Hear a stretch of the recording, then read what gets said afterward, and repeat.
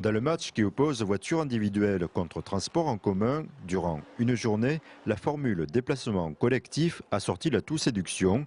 Pour se déplacer dans la région, quelle que soit la distance, 1 € suffit. Avec 2000 billets supplémentaires l'an passé, cette opération va entraîner une augmentation de 10% du nombre de voyageurs en train. Là aujourd'hui je voulais aller voir ma soeur, des proches, donc je suis venue avec le train à 1 €. J'ai pas mon permis, bon c'est plus pratique pour moi. Pour quelles raisons vous privilégiez la voiture parfois?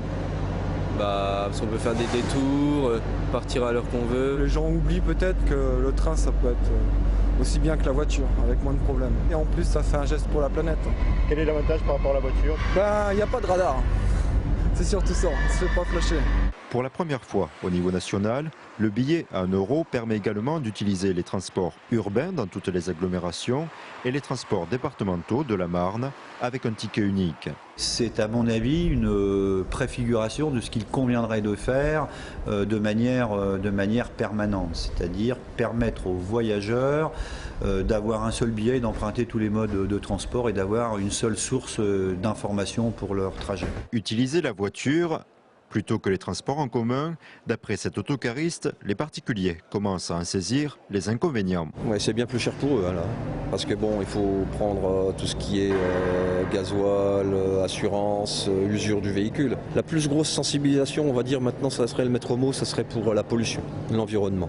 Là-dessus, ça touche plus de gens que la facilité. Un argument sur lequel s'appuie la SNCF. Sur son site, elle a mis en ligne un comparateur de bilan carbone, particulièrement à son avantage. Si 2 personnes prennent le train entre Troyes et Chaumont, ces personnes auront entre guillemets contribué à émettre simplement 2 kg de gaz carbonique. S'ils prennent leur voiture, ils émettront quasiment 21 kg.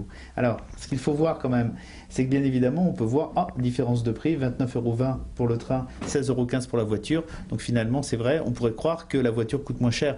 En fait, attention, 29,20 € c'est le plein tarif.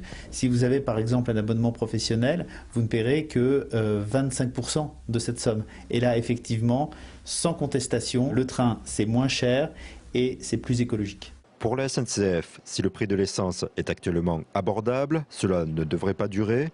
À cela s'ajoute la taxe carbone, 2 contraintes qui devraient faire fléchir les plus réfractaires d'ici 5 ans.